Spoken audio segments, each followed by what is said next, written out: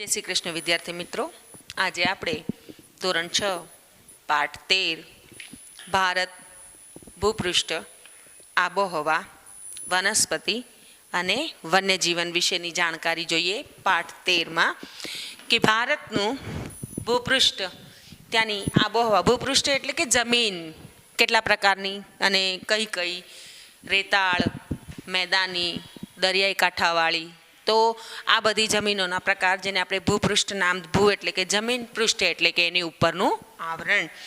ત્યારબાદ છે આબોહવા, એટલે કે ત્યાંનું હવામાન કેવું છે, આબોહવા ત્યાંની કેવી છે, સમ વિષમ એ પ્રકારની. વનસ્પતિ જોઈએ તો કે અહીંયા કયા પ્રકારની વનસ્પતિ, કયા પ્રકારના જંગલો છે તે. ત્યારબાદ છે વન્યજીવન. વન્યજીવન એટલે કે એ જંગલોની અંદર વસતા પ્રાણીઓ. તો ઘણી એવી પ્રજાતિઓ છે જે લુપ્ત થઈ ગઈ છે, જે નાશ પામી છે. ઘણી પ્રજાતિઓ એવી છે જે લુપ્ત થવા આરે છે, અને ઘણી પ્રજાતિઓ એવી છે કે ધીમે ધીમે એની સંખ્યા ઓછી થઈ રહી છે. તો આ બધું જ જે છે આપણે આ પાઠમાં આજે જોઈશું. જે ભારત ભૂપૃષ્ઠ, આબોહવા, વનસ્પતિ અને વન્યજીવનની અંદર આપણે પહેલાં જોઈએ તેના પ્રાકૃતિક વિભાગોમાં. પહેલાં છે કે ભારત એક વિશાળ ભૌગોલિક વિસ્તારવાળો દેશ છે. વળી તે ભૌગોલિક વિવિધતા ધરાવે છે. આ વૈવિધ્ય આપણને વિષમ્ય પમાડે છે. ઉત્તરમાં હિમાલયની પર્વતમાળા, જેના ઊંચા શિખરો બારેમાસ બરફથી ઢંકાયેલા રહે છે. પૂર્વમાં બંગાળનો ઉપસાગર, પશ્ચિમે અરબ સાગર અને દક્ષિણમાં હિન્દ મહાસાગર આવેલા છે. એટલે કે આ ભારતની ભૌગોલિક રચના છે કે ભારત જે છે એ એશિયા ખંડમાં આવેલો ભૌગોલિક વિવિધતા ધરાવતો. ત્યારબાદ ભૌગોલિક વિવિધતા એટલે કે ભૂગોળની દ્રષ્ટિએ આપણે જોઈએ તો ત્યાં શિયાળો, ઉનાળો, ચોમાસું, ક્યાંક ક્યાંક સમ હવામાન છે, ક્યાંક વિષમ છે.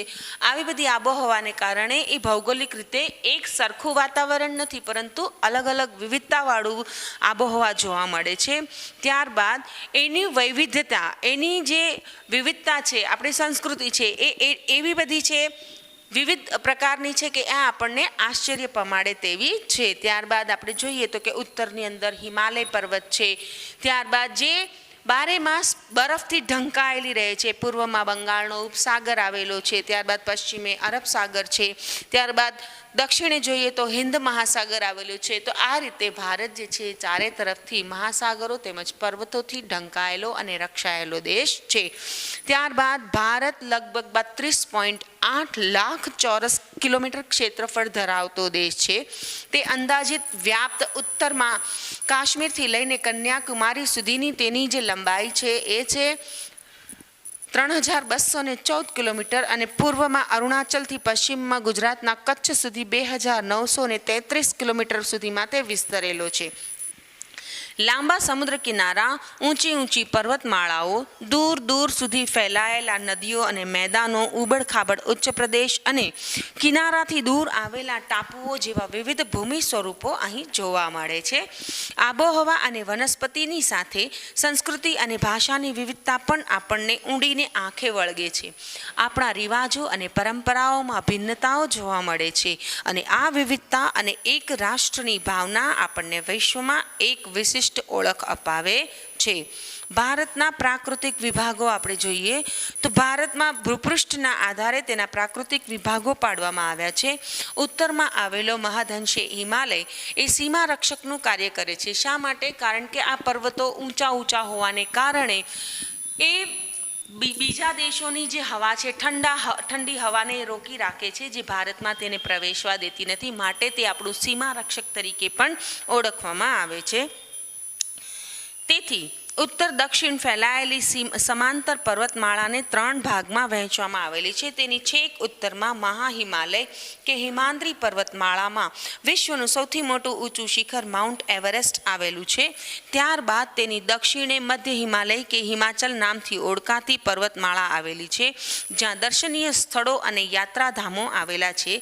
તેની દક્ષિણે શિવાલિક અને લઘુ હિમાલય નામે ઓળખાતી પર્વતમાળા આવેલી છે.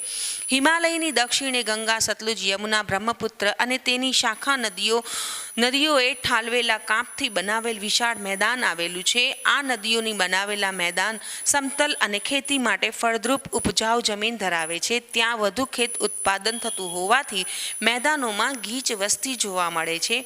ભારતના પશ્ચિમ ભાગમાં ભારતીય મહામરુસ્થળ આવેલું છે. મહામરુસ્થળ એટલે કે રણ પ્રદેશ આવેલો છે. ત્યાં ગરમી વધારે અને વરસાદનું પ્રમાણ નહિવત હોય છે. ક્યારેક તો સળંગ 3-4 વર્ષ સુધી વરસાદ થતો નથી. આ ક્ષેત્રમાં વનસ્પતિનું પ્રમાણ ખૂબ ઓછું જોવા મળે છે. ઉત્તરના મેદાનોની દક્ષિણે ઊંધા ત્રિકોણાકાર દખણનો ઉચ્ચ પ્રદેશ આવેલો છે. તેનું ભૂપૃષ્ઠ સમતલ નથી. તેના કેટલાક ભાગો ઊંચા તો કેટલાક ઓછી ઊંચાઈ ધરાવતા હોય છે. અહીં ઘણી પર્વતમાળાઓ આ પહાડી વિસ્તારો આવેલા છે, જેમાં દુનિયાની સૌથી પ્રાચીન પર્વતમાળા, જેને આપણે અરવલ્લીની પર્વતમાળા તરીકે ઓળખીએ છીએ, તો તે આવેલી છે. પૂર્વથી પશ્ચિમ તરફ વહીને અરબ સાગરને મળતી નદીઓ, જેમાં નર્મદા અને તાપી, વિંધ્યાચલ અને સાતપુડાની પર્વત શ્રેણીમાંથી તે વહે છે. દક્ષિણના ઉચ્ચ પ્રદેશની પૂર્વ ઘાટમાં અને પશ્ચિમ દિશામાં પશ્ચિમ ઘાટ આવેલો છે, જે પૈકી પશ્ચિમ ઘાટ સળંગ છે, જ્યારે પૂર્વ ઘાટ તૂટક આવેલો છે. આ ઉચ્ચ પ્રદેશો જ્વાળામુખીથી બનેલા હોવાથી આ ક્ષેત્રમાં ખનિજો એ વિપુલ પ્રમાણમાં મળી આવે છે. એટલે કે જ્વાળામુખી ફાટી અને જે લાવારસ જમીન પર પથરાયેલો હોય છે, એ લાવારસ જ્યારે ઠંડો પડે છે તો એમાંથી ઘણા બધા ખનિજો આપણને મળી આવે છે. તો આ પૂર્વઘાટ છે, તો એ પૂર્વઘાટ જે છે એ આવા જ્વાળામુખીથી બનેલો હોવાને કારણે ત્યાં ખનિજો વિપુલ પ્રમાણમાં મળી આવે છે. પૂર્વઘાટની પૂર્વમાં અને પશ્ચિમ ઘાટની પશ્ચિમે કિનારાના મેદાનમાં આવેલા છે. આ મેદાનોમાં પૂર્વ કિનારાના મેદાનોની તુલનામાં પશ્ચિમ કિનારાનું મેદાન સાંકડું હોય છે. ગોદાવરી, મહાનદી, કાવેરી અને કૃષ્ણા પૂર્વ તરફ વહીને ફળદ્રુપ મુખ ત્રિકોણાકાર પ્રદેશ બનાવી બંગાળના ઉપસાગરને મળે છે. આમ ભારતમાં 2 ટાપુ સમૂહ, જે આંદામાન નિકોબાર ટાપુ, જે બંગાળના ઉપસાગર તેમજ પશ્ચિમ કિનારે આવેલા અરબ સાગરની અંદર લક્ષદ્વીપ ટાપુ અને બંગાળના ઉપસાગરમાં આવેલો આંદામાન નિકોબાર ટાપુ. હવે આપણે જોઈએ ભારતની આબોહવા. જે વાતાવરણમાં થતા રોજિંદા ફેરફારને આપણે હવામાન કહીએ છીએ અને આશરે તેની 30 વર્ષની સરેરાશ પરિસ્થિતિને આપણે આબોહવા તરીકે ઓળખીએ છીએ. જેમાં ક્યારેક ગરમીનું તો ક્યારેક ઠંડીનું પ્રમાણ હોય છે, તો ક્યારેક વાદળછાયું. એમાં પહેલી ઋતુ જે છે એ આપણી શિયાળો, બીજી ઉનાળો, ચોમાસું, ત્યારબાદ પાછા ફરતા મોસમી પવનોની ઋતુ, જેમાં ડિસેમ્બરથી ફેબ્રુઆરી ઠંડી હોય, માર્ચથી મે સુધી ગરમી હોય, જૂનથી સપ્ટેમ્બર સુધી વર્ષા ઋતુ હોય છે અને ઓક્ટોબર નવેમ્બરની અંદર શરદ ઋતુ, જેને આપણે નિવર્તન ઋતુ તરીકે પણ ઓળખીએ છીએ. જેમાં શિયાળો લઈએ તો શિયાળો એ ઠંડીની ઋતુ છે, જેમાં સૂર્યના કિરણો ત્રાસા હોવાથી ક્યારેક હિમવર્ષા, તો ઉત્તરના મેદાનમાં હિમાલયના પર્વતીય પ્રદેશોમાં તાપમાન નીચું જતાં ગુજરાતના ઉત્તર ભાગમાં આવેલા વિસ્તારોમાં એ વિસ્તાર કરતાં વધુ ઠંડી વધારે અનુભવાય છે અને આ ઋતુમાં દિવસો કેવા હોય છે? ટૂંકા હોય છે. બીજી ઋતુ છે આપણી ઉનાળો. આ ઋતુ એ અકળાવનારી ઋતુ તરીકે હોય છે, જેમાં સૂર્યના કિરણો લગભગ સીધા પડે છે અને એમાં તાપમાન ઊંચું હોય છે. જો કે સમુદ્ર કિનારાના પ્રદેશોમાં ગરમીનું પ્રમાણ દેશના ખંડીય ભાગો કરતાં ઓછું હોય છે. બપોરે સૂકા અને ગરમ પવનો ફૂંકાય છે, જેને આપણે લૂ તરીકે ઓળખીએ છીએ. આ ઋતુ દરમિયાન ગુજરાતના ઉત્તર ભાગમાં અને રાજસ્થાનના પશ્ચિમ ભાગમાં ખૂબ વધુ ગરમી અનુભવવામાં જોવા મળે છે. આ ઋતુ શિયાળાની તુલનામાં એમાં દિવસો કેવા હોય છે? લાંબા જોવા મળે છે. ચોમાસાની ઋતુ. હવે ચોમાસાની અંદર જે છે એ દક્ષિણ પશ્ચિમમાં એ દિશામાંથી વાતા નૈઋત્યના મોસમી પવનો ભારતમાં વરસાદ લાવે છે અને આ પવનો જે છે એ એક ફાંટો અરબ સાગર પરથી આગળ ધકેલી મહારાષ્ટ્ર, કેરળ, ગુજરાત અને મધ્ય ભારત સુધી પહોંચે છે, જ્યારે બીજો ફાંટો બંગાળના ઉપસાગર, આંદામાન દ્વીપ સમૂહો, પૂર્વ ભારતથી થઈને ગંગાના મેદાન સુધી આગળ વધે છે. આ બંને ફાંટા આગળ જતાં એકબીજાને મળી પશ્ચિમ ઉત્તર પ્રદેશ, હરિયાણા, પંજાબ અને પૂર્વ રાજસ્થાન સુધી પહોંચીને ત્યાં સુધી તે વરસાદ આપે છે અને વરસાદના આગમનથી ખેડૂત વર્ગ જે છે એ ખેતી કામમાં પ્રવૃત્ત થઈ જાય છે અને આ માર્ગમાં આવતા પર્વતો આવે ત્યારે તે જગ્યાએ વરસાદ વધુ. પર્વતો જ્યાં સડે આ પવનોને રોકે છે, તો એ પવનો ત્યાં રોકાઈ અને વરસાદ સ્વરૂપે ત્યાં વરસી જતા હોય છે. ગુજરાતમાં વરસાદની શરૂઆત જૂન મહિનાથી અથવા તેના બીજા કે ત્રીજા સપ્તાહથી શરૂ થઈ જાય છે અને જુલાઈ મહિનાના પહેલા સપ્તાહમાં તો લગભગ આખા ગુજરાતમાં વરસાદ આવી જતો હોય છે અને આ વરસાદ જે છે ખેતી માટે ખૂબ જ ઉપયોગી એવી વસ્તુ છે. જેમાં ખેતી ઉપર આધારિત એ પ્રદેશ તો એ ગુજરાત કે ભારત ગમે તે કયો, ભારત ખેતી પ્રધાન દેશ છે અને જે વરસાદ પર સંપૂર્ણપણે આધારિત છે. ત્યારબાદ છે મોસમી પાછા ફરતા મોસમી પવનોની ઋતુઓ જે જમીન પરથી સમુદ્ર તરફ વાય છે. આ પરિસ્થિતિ ચોમાસાથી તદ્દન વિપરીત હોય છે કે જેવી રીતે પવનો જાય છે એવી રીતે પાછા ફરે પણ છે. તો ઉત્તર પૂર્વ એટલે કે ઈશાન દિશામાંથી આ જમીન પર વાતા પવનો જે સૂકા હોય છે અને તે વરસાદ આપતા નથી. આ દિવસોમાં આકાશ વાદળો વિનાનું સ્વચ્છ જોવા મળે છે. તાપમાન ઠીક પ્રમાણમાં વધે છે. તેનાથી લોકો આરોગ્ય ઉપર વિપરીત અસર પડે છે. ઓક્ટોબર પૂરો થતાં તાપમાન ઘટવા માંડે છે અને નવેમ્બરથી વહેલી સવારે ત્યાં ઠંડી અનુભવાય છે. આ પવનો જે છે એ બંગાળના ઉપસાગર પરથી વાતા તે ભેજવાળા બને છે અને ભારતના પૂર્વ કિનારે આવેલ તામિલનાડુ અને આંધ્રપ્રદેશમાં તે આ દિવસોમાં વરસાદ આપે છે. વનસ્પતિ, હવે આપણે જોઈએ કે વનસ્પતિ એમાં જંગલોના પ્રકાર. પહેલાં તો જો જંગલો જે છે એ ભારતની સંપત્તિ જેને કહીએ, બરોબર. હવે કઈ રીતે? તો જંગલો આપણને ઘણી બધી વસ્તુઓ આપે છે જે આપણે આગળ જોઈએ અને એના પ્રકાર જોઈએ. પહેલાં તો આપણી ચોતરફ વિવિધ પ્રકારના ઝાડ, છોડવા અને ઘાસ જોવા મળે છે. કેટલીક વનસ્પતિ સુંદર મજાના ફૂલોવાળી તો કેટલીક કાંટાવાળી હોય છે. અમુક વૃક્ષો ઘેઘૂર ઘટાદાર તો અમુક નીચા અને પાંખા હોય છે. વનસ્પતિ એક પ્રદેશ કરતાં બીજા પ્રદેશમાં અલગ અલગ હોય છે. આ વિવિધતાનું કારણ આબોહવામાં કેટલી વિભિન્નતા છે. આ આબોહવાને આધારે જ વનસ્પતિના પ્રકાર પાડવામાં આવે છે. વરસાદનું પ્રમાણ વનસ્પતિની આ વિવિધતાનું સર્જન એ મોટા પ્રમાણમાં કરે છે જે એનો મુખ્ય આધાર છે. અને જંગલો એ આ મુજબ. હવે એમાં જંગલોના પ્રકારમાં આપણે પહેલો પ્રકાર જોઈએ તો કે ઉષ્ણકટિબંધીય વરસાદી જંગલો કે જ્યાં ખૂબ વરસાદ પડે છે. તો આ જંગલોની અંદર વરસાદ ખૂબ હોવાથી વનસ્પતિ કેવી હોય? એકદમ ઘટાદાર હોય છે અને એ ઘટાદાર હોવાને કારણે સૂર્યના કિરણો જમીન સુધી પહોંચી શકતા નથી, જેને કારણે ત્યાં અનેક છોડવાઓ, વેલાઓ બધી ઉછેરાતા હોય છે અને ત્યાં એ મેહગોની, રોઝવુડ અને નેતરના જે વૃક્ષો છે તે અહીં વધારે જોવા મળે છે. બીજો પ્રકાર છે ઉષ્ણકટિબંધીય પાનખર જંગલો. આ જંગલો કેવા હોય છે? ઓછા ઘટાદાર હોય છે કે જેમાં પાંદડા ખરી જતા હોય છે, જેમાં શાક, સાલ, વાંસ, મહુડો, લીમડો આ વનસ્પતિ છે.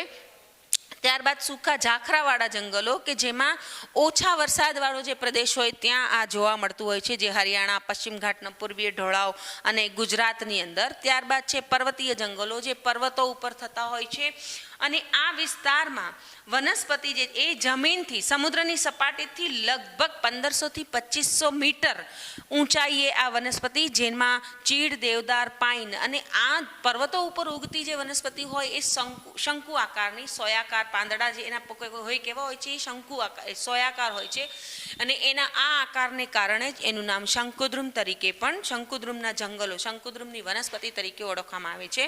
ત્યારબાદ છે મેનગ્રીવ. મેનગ્રીવ એટલે કે શું? સમુદ્રની અંદર જે ભરતી આવે અને એ ભરતીનું જે ખારું પાણી હોય એ ખારા પાણીના લીધે તૈયાર થતા જે જંગલો છે તો એ જંગલોને આપણે મેનગ્રીવ જંગલો તરીકે પણ ઓળખીએ છીએ. તો આ જંગલો જે છે એ લગભગ પશ્ચિમ બંગાળ, ગુજરાત, આંદામાન નિકોબાર ટાપુઓના સમુદ્ર કિનારે આવેલા જંગલો છે, જેની અંદર સુંદરી નામના વૃક્ષો એ ખૂબ જોવા મળે છે, જેને કારણે ગુજરાતના કિનારે આ પ્રકારના જંગલો જે છે એ ખૂબ જોવા મળે છે અને જેને આ સુંદરીના વૃક્ષોને કારણે જ એને આપણે સુંદરવન તરીકે નામ આપવામાં આવ્યું છે. હવે જંગલોનું મહત્વ શું છે? તો જંગલો જે છે એ આપણા માટે ખૂબ જ મહત્વના છે, જે વાતાવરણને શુદ્ધ રાખે છે. બીજું તો કે વરસાદ લાવવામાં ઉપયોગી, ધોવાણ અટકાવે છે, વન્યજીવોને કુદરતી આવાસ, જે પ્રાણીઓ હોય એના ઘર, જેમ આપણે ઘરમાં સુરક્ષિત છે એમ પ્રાણીઓ પણ જંગલોમાં સુરક્ષિત છે. પછી ભૂમિગત જળ સંરક્ષણ, એ પાણીનું રક્ષણ કરે છે, પાણીના ધોવાણને અટકાવે છે. ત્યારબાદ બળતણ અને ઇમારતી લાકડું પણ આપણને જંગલમાંથી મળી રહે છે, ઔષધિઓ જંગલમાંથી મળે છે, ઉદ્યોગો માટેનો જે કાચો માલ છે એ જંગલોમાંથી મળી રહે છે, પ્રાણીઓ માટેનો ઘાસચારો જંગલમાંથી મળી રહે છે. પછી લાખ, ગુંદર આવી બધી જે વસ્તુઓ જે છે એ આપણને જંગલોમાંથી જ ઉપલબ્ધ થાય છે. માટે જંગલો એ આપણી કહીને કે એક અગત્યનો સ્ત્રોત જેને કહેવાય, જે આપણા જીવન જીવવા માટે ખૂબ જરૂરી છે, જેનો નાશ આપણે કરવો જોઈએ નહીં. આમ આપણા દેશના જંગલો એ વિવિધ જાતના વન્યજીવો તેમાં વસે છે, જેમાં સસ્તન વર્ગના પ્રાણી, પક્ષીકો, કીટકો, સરીસૃપ વર્ગના પ્રાણીઓ, ઉભયજીવી વર્ગના પ્રાણીઓ જે છે, આ બધા જ પ્રાણીઓ જે છે એ જંગલોની અંદર તેમનું આવાસ એટલે કે એમનું ઘર છે, જેને આપણે નાશ પમાડવું નહીં. હવે વાઘ જે છે એ વિવિધ ભાગોમાં જોવા મળે છે દેશના, જેમાં આપણે કહીએ એ આપણું રાષ્ટ્રીય પ્રાણી પણ છે, જે જંગલી બકરીઓ, હિમાલયના જે જંગલો છે તેમજ નીલગિરીના પર્વતોમાં આ જંગલી બકરીઓ જોવા મળે છે. હાથી અને એક શીંગી ગેંડો જે છે એ અસમમાં, એક શીંગી ગેંડો એટલે કે એના નાક તરફ શું હોય, એક શીંગડા જેવું હોય છે, માટે તેને એક શીંગી ગેંડો કહેવામાં આવે છે. ત્યારબાદ કર્ણાટક અને કેરળમાં હાથી મુખ્યત્વે જોવા મળે છે. કચ્છ, સુરેન્દ્રનગર અને પાટણના સૂકા ક્ષેત્રોની અંદર આપણે જેને કહીએ તો ઘુડખર, જે કચ્છમાં નાના રણમાં જોવા મળે છે. એશિયાઈ સિંહો, જે સમગ્ર વિશ્વની અંદર આપણા ભારતના ગુજરાતમાં સાસણ ગીર, જેને તમે જાણો છો, તે ગુજરાતના ગીર જંગલોમાં જોવા મળે છે. તો સિંહ માત્ર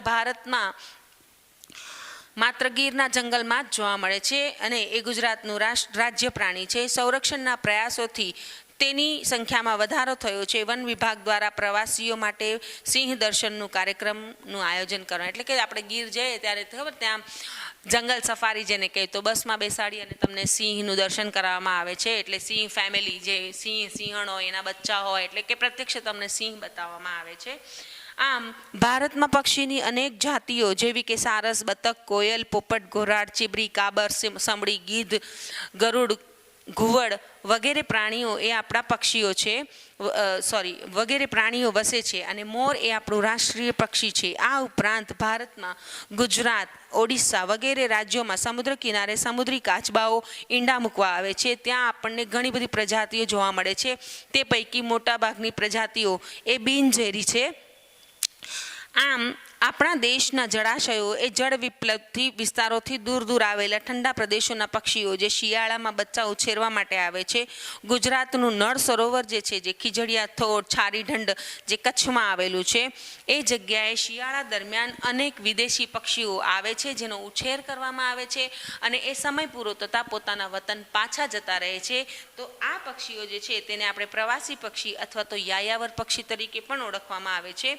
હવે સુરખાબ, જે ફ્લેમિંગો જેને આપણે નામ તરીકે ઓળખીએ છીએ, તો એ સુરખાબ એ નળ સરોવરના કચ્છના રણમાં અને કાદવવાળા કે પાણીવાળા ક્ષેત્રોમાં તે જોવા મળે છે. તેના પગ ખૂબ લાંબા હોય છે, આછા ગુલાબી રંગનું આ પક્ષી હોય છે. ત્યારબાદ એ માત્ર કચ્છમાં જ તે માળા કરે છે જમીન ઉપર, અને કીચડવાળા જે ક્ષારીય જમીન હોય તેની ઉપર એ માટીનો એવો ટીંબો બનાવે, ઉપર ગોળ એવું કાણા જેવું હોય, અને એની ઉપર જ માત્ર ઈંડું મૂકતું હોય છે.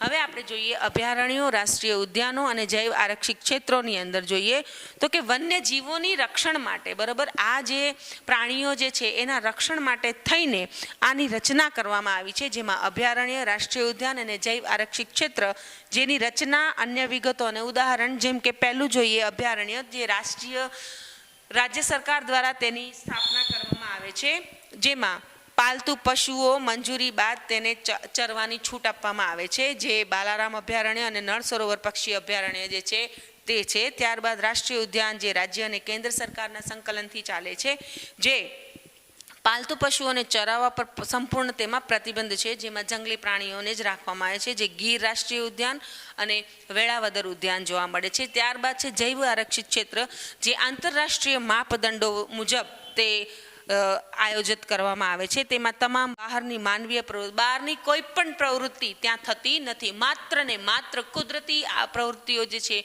તે ત્યાં કરવામાં આવે છે, જે કચ્છમાં આપણને જોવા મળે છે. જે કચ્છનું જે રણ છે તે આંશિક ક્ષેત્ર, ત્યારબાદ નીલગિરીનું ક્ષેત્ર જે દક્ષિણ ભારતમાં આવેલું છે. તો આમ જંગલો અને અન્ય વન્યજીવોની સુરક્ષા આપણા ઉપર, આપણી એ જવાબદારી છે કે વન્યજીવોની સુરક્ષા કરવી એ આપણી પ્રાથમિક જવાબદારી જેને કહીએ તો એ આપણે કરવી ખૂબ જ જરૂરી છે. જો એને નહીં સાચવીએ, જો એનો જીવ ભયમાં મુકાશે તો એની સાથે સાથે આપણે પણ ભયમાં મુકાયેલા છીએ. તો આપણે એવું વિચારીને ચાલવું જોઈએ કે આપણે જંગલો તેમજ આ વન્યજીવોની સુરક્ષા કરવી એ આપણી જવાબદારી છે. તો આમ એ લોકોના સરકાર દ્વારા એ પ્રાણીઓની રક્ષા માટે અનેક કાયદાઓ ઘડવામાં આવ્યા છે, અને એ કાયદાઓનું પાલન આપણે કરવું જોઈએ. તેને આપણે કટિબદ્ધ થઈ અને એમની સાથે સુસંગત થઈ અને આ બધા પ્રશ્નોનો હલ આપણે લાવવો જોઈએ. તો આમ બાળમિત્રો, આ પાઠ અહીં આપણે પૂરો કરીએ છીએ. તેનું સ્વાધ્યાય અભ્યાસ તમારે તમારી નોટમાં, જેમાં જોડકા, ખરા ખોટા, એક વાક્યમાં ઉત્તર, ટૂંક નોંધો અને શબ્દ સમજૂતી આપેલી છે, જે તમારે નોટમાં લખવી. અસ્તુ.